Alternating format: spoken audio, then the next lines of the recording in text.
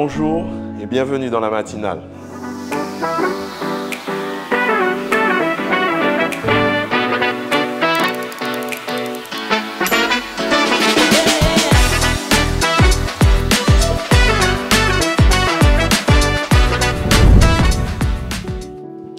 Le titre de la matinale ce matin, c'est « Mon WhatsApp n'est pas passé ». Je vous invite à prendre avec moi ce matin l'évangile de Jean, au chapitre 11. On va lire une histoire assez connue, on ne va pas lire tout, mais on va lire certaines choses, histoire de nous mettre dans le contexte. Il y avait un homme malade, Lazare, de Béthanie, village de Marie et de Marthe, sa sœur. C'était cette Marie qui oignit le parfum, le Seigneur du moins, et qui lui essuya les pieds avec ses cheveux. Et c'était son frère Lazare qui était malade. Les sœurs envoyèrent dire à Jésus, « Seigneur, voici celui que tu aimes est malade. » Et après avoir entendu cela, Jésus dit, « Cette maladie n'est point à la mort, mais elle est pour la gloire de Dieu, afin que le Fils de Dieu soit glorifié par elle. » Or, Jésus aimait Marthe et Marie, sa sœur, et Lazare. Lors du moins, qu'il lui apprit que Lazare était malade, il resta 2 jours encore dans le lieu où il était. Et il dit ensuite aux disciples, « Retournons en Judée. » Le titre c'est « Mon WhatsApp n'est pas passé ». Mon WhatsApp n'est pas passé. Aujourd'hui, on sait tous c'est quoi WhatsApp et la plupart d'entre nous, on sait comment fonctionne WhatsApp. Dans cette histoire, j'ai vu comme un WhatsApp qui n'est pas passé. L'histoire nous dit que les sœurs ont envoyé dire à Jésus, voilà, Lazare est malade. Jésus l'apprend et Jésus ne bouge pas. L'histoire nous dit, le verset nous dit, lorsqu'il lui apprit, donc il resta 2 jours. Marthe et Marie, si on serait à l'époque d'aujourd'hui, c'est comme si elles auraient pu se dire, on a envoyé un message, mais Jésus ne l'a sûrement pas reçu. Mon WhatsApp n'est pas passé. Aujourd'hui, comme je disais, on sait comment WhatsApp fonctionne. Nous avons des enfants qui savent comment ça fonctionne. Nous avons des aînés aussi, Dieu merci, qui savent comment ça fonctionne. Et WhatsApp, même si tout le monde sait, il y a 2 petits cochets lorsque le message est passé. Dans certains réglages, le premier veut dire que le message est passé. Le deuxième veut dire qu'il a reçu. Et quand tout est bleu, ça veut dire qu'il a reçu et qu'il a lu. On a déjà eu des soucis avec ça. Tout le monde a déjà eu des soucis avec ça. On a envoyé un message et l'autre a reçu, mais il n'a pas répondu. Comment ça se fait? Je sais que tu as vu, je sais que tu n'as pas répondu. Moi, en tant que serviteur, j'ai déjà eu 2-3 soucis par rapport à ça. Oui, je t'ai envoyé, pasteur, tu n'as rien dit. On sait tous comment ça fonctionne. On a l'impression que Marthe et Marie, c'est ce qui s'est passé. Elles ont envoyé dire à Jésus, voilà, Lazare est mort. La réponse aurait dû être, ok, j'arrive. Dire au messager, ok, j'arrive, je viens, ou bien dire quelque chose. Mais on ne sait pas ce qui s'est fait. Mais une chose est sûre, les messagers sont sûrement revenus pour dire, ok, on a rempli notre job, on a dit à Jésus ce qui se passe. Mon WhatsApp n'est pas passé. Qu'est-ce que je veux te dire dans cette histoire? Plusieurs choses. La première des choses, c'est que oui, ton WhatsApp est bien passé. Oui, ton WhatsApp est bien passé. Le diable, c'est un menteur. Dieu n'est pas comme, c'est peut-être triste à dire ça, mais Dieu n'est pas comme, nous sommes des fois des parents, nous sommes tellement pris par plein de choses et des fois nos enfants nous parlent, on a à peine le temps d'entendre la question, qu'on répond à demi ou qu'on ne répond pas. Dieu n'est pas comme les parents. Dieu entend toujours nos demandes. Il entend toujours nos requêtes. Il écoute toujours ce qu'on dit. Donc la première des choses que je veux te dire, c'est ton WhatsApp est bien passé. La deuxième chose que je veux te dire, ton WhatsApp est passé et Dieu souffre avec toi. C'est l'histoire qui nous dit, dans cette histoire, on a le verset le plus court, Jésus pleura. C'est l'histoire qui nous fait comprendre que quand bien même, Jésus va prendre du temps pour arriver. Jésus il va arriver, Lazare était mort il y a déjà 4 jours. Quand il sera sur place, le texte va nous dire, Jésus pleura.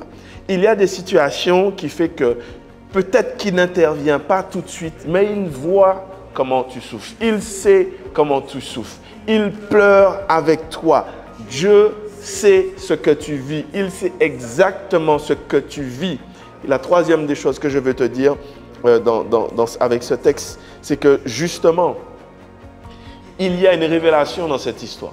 Il y a une révélation dans ce que tu vis. Il y a une révélation même dans le fait d'attendre la réponse de Jésus, d'attendre la délivrance, la bénédiction de Jésus.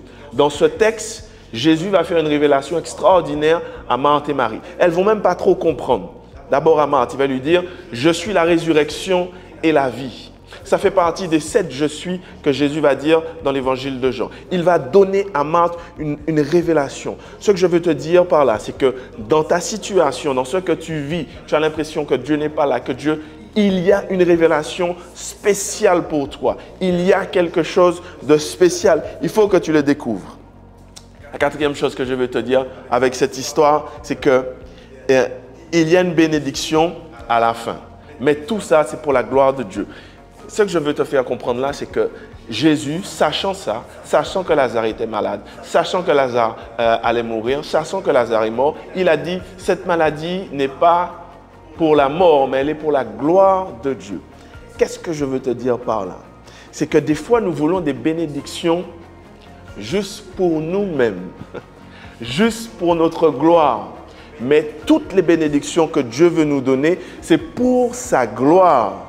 On en profite, mais c'est pour sa gloire. Donc ça veut dire que les choses que tu demandes, elles sont peut-être logiques, elles sont peut-être sensées, elles sont peut-être légitimes. Mais est-ce que lorsqu'elles vont arriver, ça va te glorifier toi ou ça va glorifier Dieu? Toutes les bénédictions que Dieu donne, c'est pour sa gloire. Et la dernière chose que je te dis dans cette histoire, c'est que cette épreuve va susciter de l'aide. Si tu lis l'histoire, tu vas voir que Jésus va arriver, il va faire cette prière devant tout le monde, il sait qu'il va ressusciter Lazare, il va dire « Je sais que tu m'exauces toujours » et il va le ressusciter. Mais avant ça, il va dire aux gens « Roulez la pierre, ôtez la pierre » et il va faire le miracle. Et après qu'il ait fait le miracle, il va dire « Déliez-le » parce que Lazare va sortir avec plein de bandes et de bandelettes sur ses bras. Donc, quand bien même c'est Jésus, quand bien même c'est Dieu, il va demander de l'aide à des hommes. Ça veut dire que dans ta situation, dans ton épreuve, tu as besoin d'aide de certaines personnes. Des fois, on est trop Dieu seul, mais tu as besoin de l'aide d'une tierce personne. Essaie de savoir qui est-ce qui peut t'aider. Demande au Saint-Esprit de te montrer.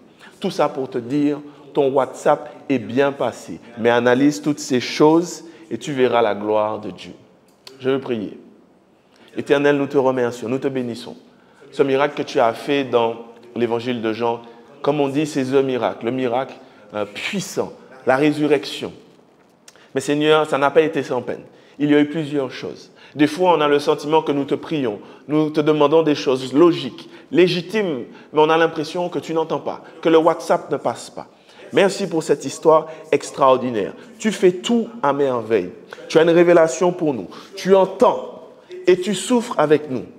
Et tu veux nous donner une bénédiction à nous, mais pour ta gloire. Sois béni pour le Dieu que tu es. Maintenant, donne ton Saint-Esprit, le discernement à celui ou celle qui vit une épreuve et qui a besoin d'aide. Oui, on a besoin de toi, mais on a besoin aussi du soutien d'un frère, d'une sœur pour pouvoir être béni, être délivré de cette épreuve.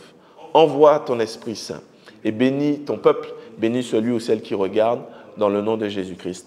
Amen. Ton WhatsApp est bien passé. Que le Seigneur te bénisse et je te dis à la semaine prochaine. Ciao, bye.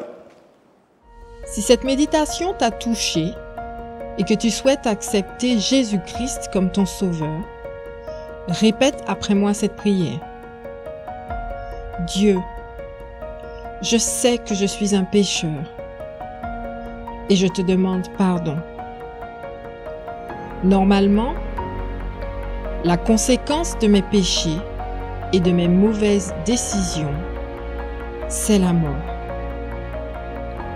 Mais je crois que Jésus-Christ a pris ma place sur la croix. Il est mort et ressuscité pour le pardon de tous mes péchés. Aujourd'hui, j'accepte Jésus comme le Sauveur et le Seigneur de ma vie. Merci Jésus de faire de moi un enfant de Dieu. Aujourd'hui, je m'engage à te suivre. Au nom de Jésus, Amen.